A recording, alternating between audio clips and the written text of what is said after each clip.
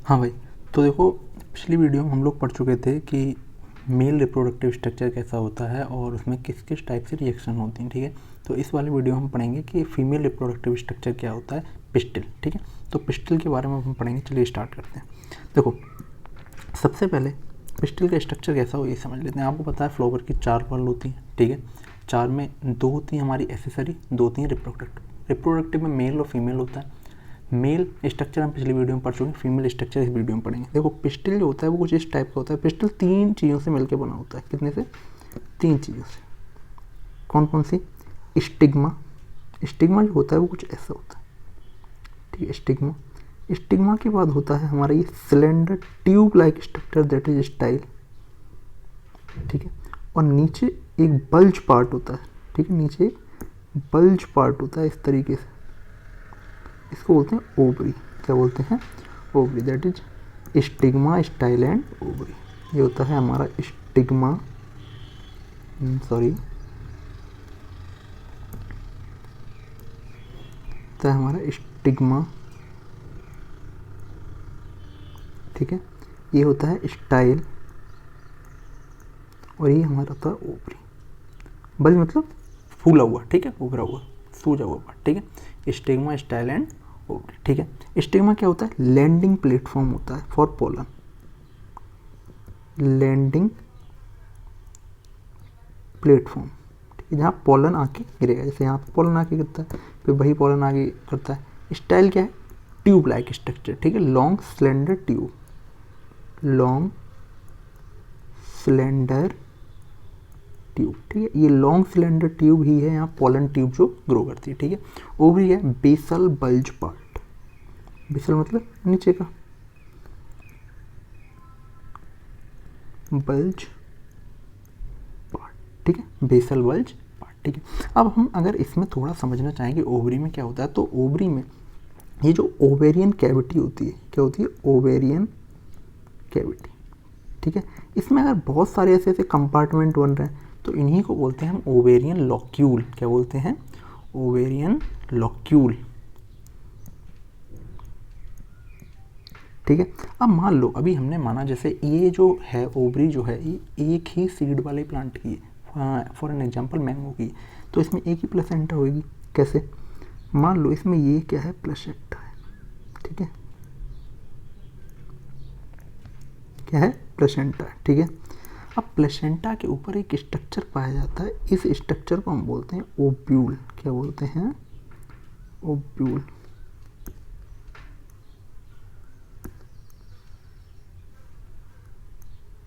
ऐसे, ठीक है। तो हमारा ओव्यूल, ये होता है हमारा फीमेल रिप्रोडक्टिव स्ट्रक्चर, ठीक है। ओव्यूल जो लास्ट में किस में कन्वर्ट हो जाता है? सीड में, फर्टिलाइजेशन के बाद। और ये जो हमारी ओवरी है ये किस में कन्वर्ट हो जाती है? फ्रूट में, ठीक है। जैसे कि आपने पढ़ा था फ्लावरिंग प्लांट का मतलब क्या होता है? एंजियोस्पर्म, ठीक है। और एंजियोस्पर्म मतलब ऐसे प्लांट जिसमें क्या हो, जो हमारा सीड हो वो कवर्ड हो सीड वॉल से, दैट इज या तो फ्रूट से, फ्रूट वॉल से या सीड वॉल से, ठीक है। तो ये हम पढ़ रहे थे, ठीक है। अब हम इसमें थोड़ा सा और पढ़ते हैं भाई, थोड़ा सा क्या और पढ़ते हैं, ये पढ़ते हैं कि अगर फ्लावर है वो बहुत सारी ओवरी हो सकते हैं, ठीक है, उस पर तो, और मतलब बहुत सारे पिस्टल हो सकते हैं और एक पिस्टल भी हो सकता है। अगर एक ही पिस्टल है, ठीक है, एक ही पिस्टल है तो इसको बोलते हैं मोनोकार्पिलरी ओवरी। क्या बोलते हैं? मोनोकार्पिलरी, ठीक है। और अगर एक से ज़्यादा पिस्टल है तो इसको बोलते हैं मल्टी कार्पिलरी, ठीक है, मल्टी कार्पिलरी। अब मल्टी कार्पिलरी अगर ओवरी है तो उसमें 2 कंडीशन हो सकती हैं कि या तो वो फ्यूज हो या हो फ्री, ठीक है। अगर फ्री होती हैं, ठीक है, तो इसको बोलते हैं एपोकार्पस। क्या बोलते हैं? एपोकार्पस, ठीक है। और फ्यूज होती हैं ओवरी एक दूसरे से तो इसको बोलते हैं सिनकार्पस। क्या बोलते हैं? सिनकार्पस। और ये वाला जो केस है ये आपको इम्पोर्टेंट में याद रखना है, सिनकार्पस, ठीक है। सिनकार्पस ओवरी, ठीक है। अब सिनकार्पस ओवरी किस में पाई जाती है और इसमें याद करने का एक तरीका आपको बता देता हूँ। देखो, एपोकार्पस मतलब क्या है, फ्री, ठीक है, और इसका मतलब फ्यूज। तो फ्यूज जो होती है वो जैसे मान लो जस्ट इमेजिन एक फैमिली है, उसमें बहुत सारे लोग एक साथ रहते हैं, तो जब बहुत सारे लोग एक साथ रहते हैं, ठीक है, तो वो हमारे इंडिया में होता है, वो किसकी वजह से होता है, हमारे पापा लोगों की वजह से होता है। तो इसका एग्जाम्पल आप याद रखोगे पेपेवर, ठीक है, पापा लिखा है वो पेपेवर, ठीक है। और अब अमेरिका में क्या होता है भाई, फ्री रहते हैं लोग, तो अमेरिका में माइकल टाइप के लोग रहते हैं, तो इसका एग्जाम्पल याद रखोगे माइक के लिए, ठीक है। सिंपल, बस 2 एग्जाम्पल याद रख लोगे, ठीक है। समझ में आया क्या क्या होता है, ठीक है। अब हम पढ़ते हैं आगे कि ये जो हमारा स्ट्रक्चर होता है mega sporangium that is ovule, जो भी मैंने आपको बताया था ओवरी के बीच में होता है, वो कैसा होता है, ठीक है। अब मैं इसका स्ट्रक्चर है ये थोड़ा उल्टा बनाऊंगा, ठीक है। उल्टा बनाने का बेसिक रीज़न है कि बल्ज पार्ट जो होता है वो हमेशा नीचे रहना चाहिए, ठीक है। तो मान लो ये रही प्लेसेंटा, क्या रही, प्लेसेंटा, ठीक है। अब प्लेसेंटा कैसे वर्क करती है ये समझो, मतलब प्लेसेंटा के आगे किस तरह स्ट्रक्चर होता है, कुछ इस टाइप से, ठीक है, ऐसे, इसके बाद ये ऐसे, ये ऐसे, और यहाँ हमारा मेन स्ट्रक्चर होता है, ठीक है। तो ये हमारा हो गया ओव्यूल का स्ट्रक्चर, क्या हो गया, ओव्यूल का स्ट्रक्चर, ठीक है। अब ओव्यूल क्या है हमारा, ओव्यूल मेन स्ट्रक्चर होता है जहाँ हमारा रिलीज होता है फीमेल कंटेंट, ठीक है। अब सुनो ओव्यूल में हमको क्या क्या याद रखना है, कैसे कैसे याद रखना है, ठीक है। अब थोड़ा सा आप मेल से अगर कोरिलेट करके याद करोगे ना तो आपको जल्दी याद हो जाएगा, ठीक है। तो पिछली वीडियो भाई प्लीज़ देख लो, ठीक है। तो यहाँ जहाँ प्लेसेंटा से ये, हाँ एक चीज़ और याद रखो, ये जो ओव्यूल है ना, ये जो मैंने बनाया, ये मैंने एनाटोर्पस टाइप का बनाया है, ठीक है, एनाट्रोपस, कौन सा,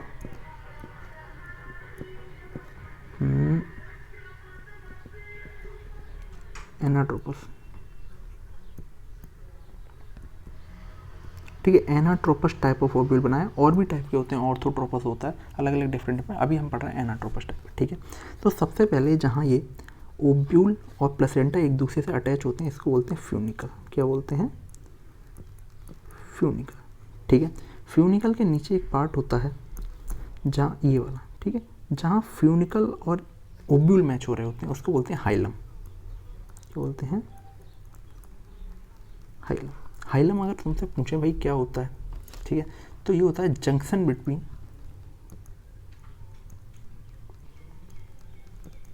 जंक्शन बिटवीन किसमें, फ्यूनिकल एंड ओव्यूल, ठीक है, फ्यूनिकल एंड ओव्यूल, ठीक है, ये याद रखोगे फ्यूनिकल एंड ओव्यूल। उसके बाद ये जो मैंने ऐसे 2 स्ट्रक्चर बनाए हैं, ये वाले ऐसे ऐसे, ठीक है, ये होती है हमारी 2 इंटेगुमेंट, क्या होती है, 2 इंटेगुमेंट, ठीक है, outer integument and inner integument, ठीक है, आउटर एंड इनर इंटेगुमेंट, ठीक है। अब आपको पता है जब मैंने आपको 11th क्लास में पढ़ाया था तो दोनों इंटेगुमेंट से जो हमारे सीड होते थे उसकी जो कवरिंग होती थी वो 2 होती थी, टेस्टा एंड टेगमेंट। तो आउटर जो होगी उससे बनेगी टेस्टा और इनर से बनेगी टेगमेंट, ठीक है।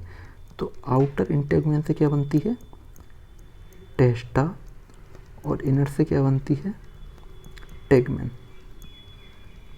ठीक है, याद हो गया।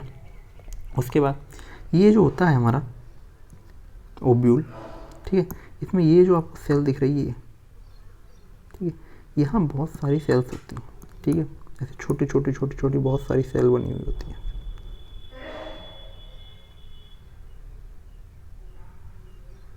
ऐसे बहुत सारी सेल्स होती हैं, ठीक है। इन सेल्स को हम बोलते हैं, तो क्या बोलते हैं, न्यू सेलस सेल,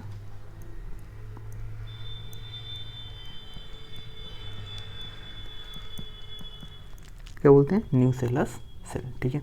इन्हीं में से कोई एक सेल होती है, जैसे अभी आपने जब पढ़ा था मेल रिप्रोडक्टिव स्ट्रक्चर, उसमें मैंने बताया था कि जितने भी हमारे टिश्यू होते थे स्पोरेंजियम स्ट्रक्चर, उसमें हर cell is a potential pollen, पर यहाँ पर ऐसा नहीं होता। तो यहाँ क्या होता है, यहाँ होता है कोई एक सेल ऐसी होती है जो डेवलप हो जाती है किसमें, एमएमसी में, that is mega spore mother cell, ठीक है, कोई एक सेल, हर कोई सेल नहीं, ठीक है।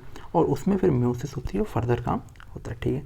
तो ये हमारा पूरा स्ट्रक्चर किसका हो गया भाई, ओव्यूल का। किसका हो गया, ओव्यूल का। अब इसमें एक चीज़ और, ये जो ओपनिंग वाला एंड है ना, ओपनिंग वाला, इसको बोलते हैं माइक्रोपाइलर एंड। क्या बोलते हैं, माइक्रोपाइलर एंड।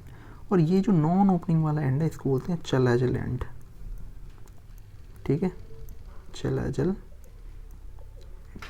ठीक है, तो ऐसे करके आप इनको याद रखेंगे। ठीक है, इसके बाद हम पढ़ते हैं चलाजल एंड ये हो गया चलाजल। ठीक है, इसके बाद हम पढ़ते हैं कि जो मेगा स्पोर मदर सेल है ये कैसे काम करता है। ठीक है, मेगा स्पोरोजेनेसिस कैसे होती है, चलो समझते हैं। Sorry, mega sporangium ovule, ovule के बारे में तो मैं बता ही चुका हूँ लगभग, तो थोड़ा सा और बता ही देता हूँ। देखो, इसमें हमने इसके दो एंड पढ़े, कौन कौन से, माइक्रोपाइलर एंड जो ओपनिंग होती है हमारी,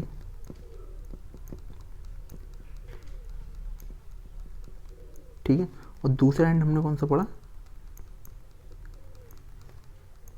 चलाजल एंड।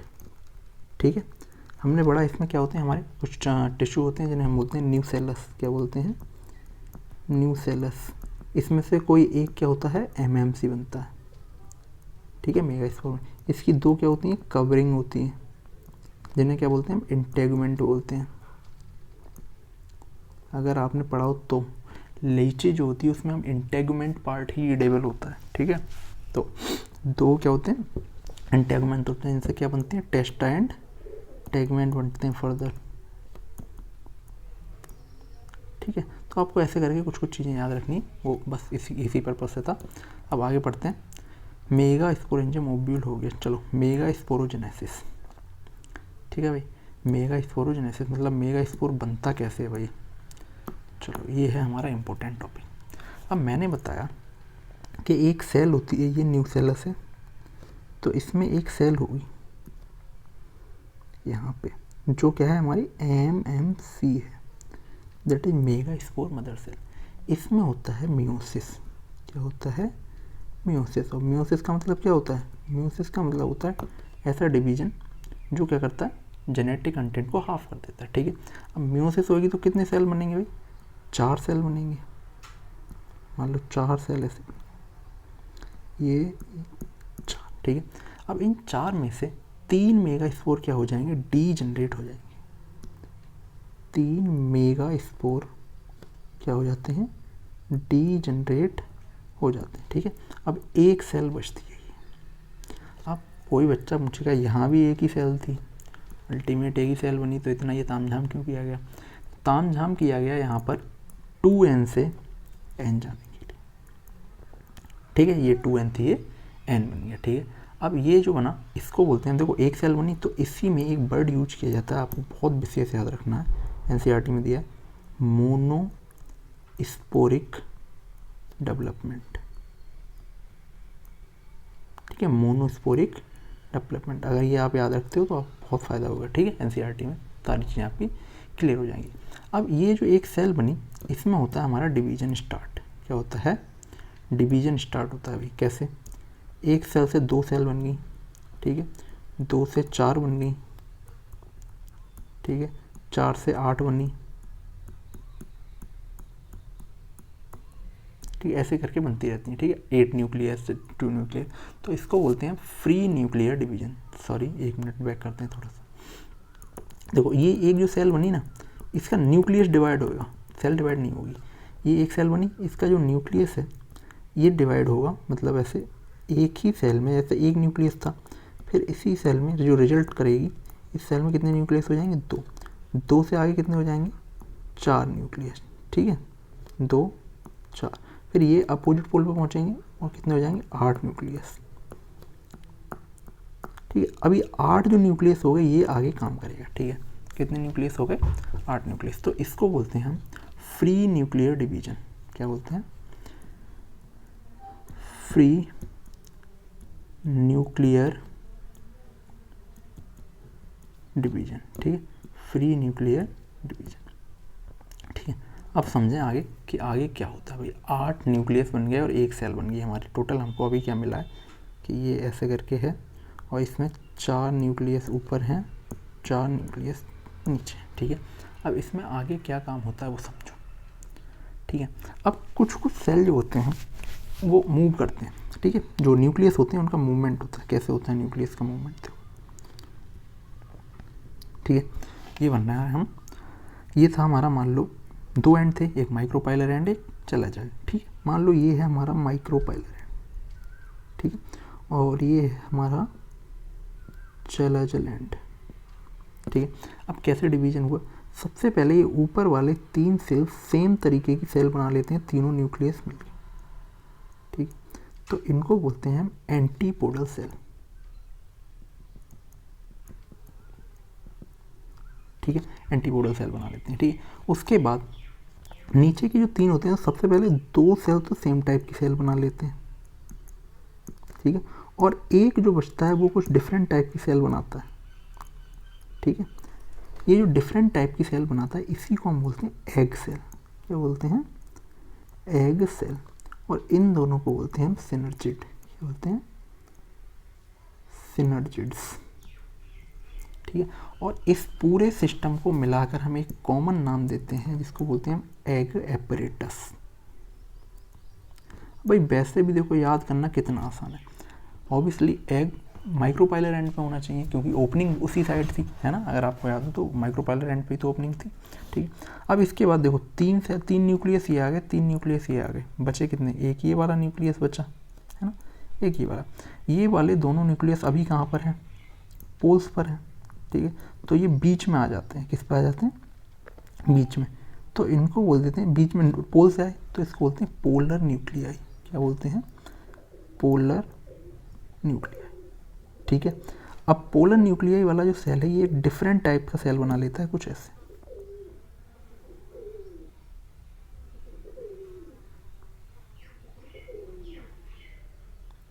ठीक है। अब देखो कितने सेल हुए और कितने न्यूक्लियस हुए। सेल अगर हम काउंट करें, देखो 1 सेल, ठीक है, 2 सेल, 3 सेल, 4, 5, 6 और 7 सेल।